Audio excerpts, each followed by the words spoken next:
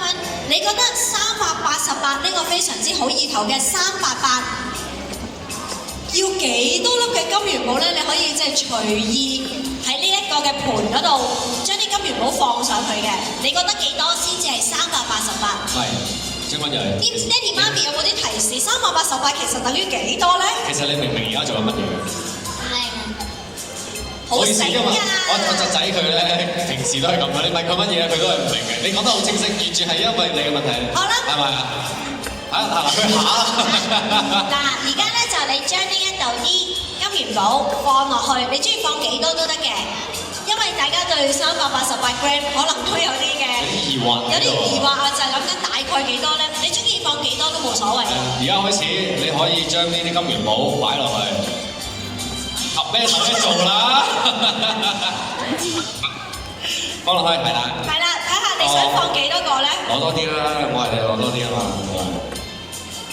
攞幾多好啊？但係有冇啲提示或者係啲爹哋媽咪平時即係開始喺屋企稱開嘢嘅話，覺得388有幾多咧？388。38粒啊！你覺得其實應該擺幾多粒啊？知。都話咗我侄仔係比較天資聰敏咗少少，好，即係好需要。你覺得夠嘅話咧，就可以停㗎啦。你覺得夠唔夠先？唔夠。OK，唔夠你仲想擺到幾多粒啊？隨便，你中意，你中意啊？佢仲諗緊嘢，唔好意思啊，撈得比較慢少少。佢諗緊你前一條問題。係諗緊前一世啲問題添喎，可能係。好啦，係咪都差唔多？係咪差唔多啊？好啦，歐文叔叔，咁啊，你覺得呢一個388，你想加多啲定減少啲先至最接近咧？你覺得呢一度其實而家大家都睇唔到嘅，因為個網咧就遮住咗個數字嘅，好公平。你覺得加多啲定減少啲好咧？即係嚟講咧，作為阿叔嘅咧，我覺得我係好應該幫下你嘅。但其實呢啲咁情況咧，我都覺得自己幫唔係好到，咁所以咧係咁，我都抽走你2粒啦，私人袋嘅。今晚翻去請你食好唔好？好啊！佢真係今次嘅反應係最大㗎。係啦，一定要食佢就得。好，我抽走2粒啦。好啦，咁啊，我哋睇下咧就係呢一個先。咁我哋請工作人員幫我哋睇。好啦，大概記低咗啦。一陣間咧，我哋就會開估究竟你攞到嗰個係屬於幾多 gram 㗎啦。好啦，跟住就到你咯喎。好，係你過去跟住靚女姐姐。哎呀，好啦，跟住但係就弟弟，好嘅你啦。哇，好大力啊！好啦，跟住又到你咯喎，你想將幾多粒嘅金元寶擺落去咧？你中意幾多都得㗎。弟弟，你答咗個問題先，你想擺幾多粒？問下先，你答咗個問題先。個女仔嚟唔嚟？好啦，咁而家咁你可以擺晒落去。可以直轉，贏咗啦佢係咪？其實已經。好 ，anyway，你而家想擺幾多粒落去啊？諗下先，你覺得幾多好啊？30粒。30粒好啊，咁啊！你而家擺啊！30粒會唔會多得滯㗎？有啲細，有啲大喎。你而家感受下先。睇下大概係幾多？夠唔夠啊？真係夠？有啲台下嘅朋友話覺得都差唔多，應該接近喎。係。夠啦。夠啦，聽唔聽到啊？唔係攞翻屋企㗎呢啲。係。好，咁啊，歐文叔叔，你覺得使唔使抽走啲咧？嗱，即係咁樣嚟講咧，我覺得應該差唔多。差唔多。係啦。好啦，咁我哋俾工作人員睇睇先，核實個數字。好啦，兩位小朋友做咗個代表之後咧，咁啊當然就要等你幫我哋睇下你嗰個同小朋友又會差幾遠喎。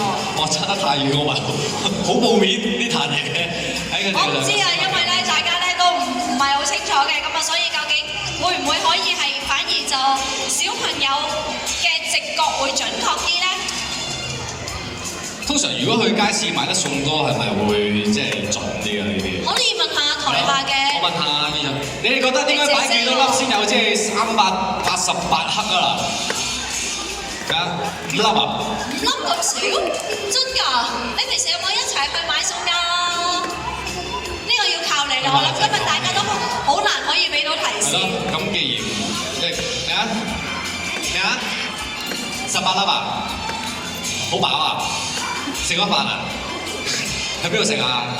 一齊食咯，一陣間好唔好 ？OK，我唔傾咁多偈啦，我決定係擺下嘢先。OK，咁啊，喂，碌碌，你覺得我應該擺幾多粒落去好啊？40粒。40粒啊！但入邊冇40粒。唔止40粒啊，可能。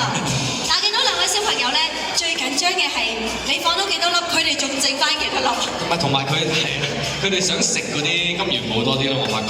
好，我覺得應該差唔多啦。差唔多。係啊，根據我平時去開買餸嘅經驗，最後嘅決定啦。最後決定。好，我哋睇一睇先。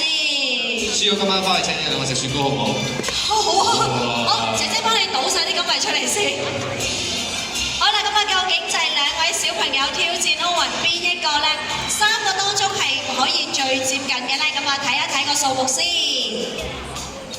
嗱，第一位小朋友咧，佢嘅重量攞到個金元寶咧就係215 gram 嘅。哦，即係你攞咗215 gram。第二個咧，小朋友就有267 gram 喎。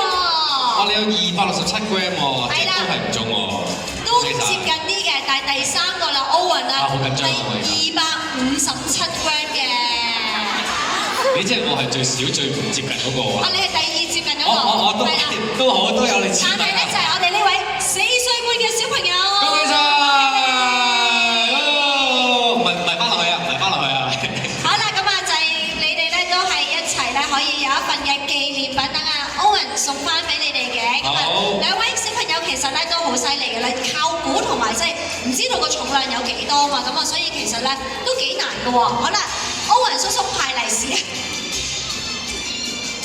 耶！好啦，咁啊一齊咧影翻幅合照先。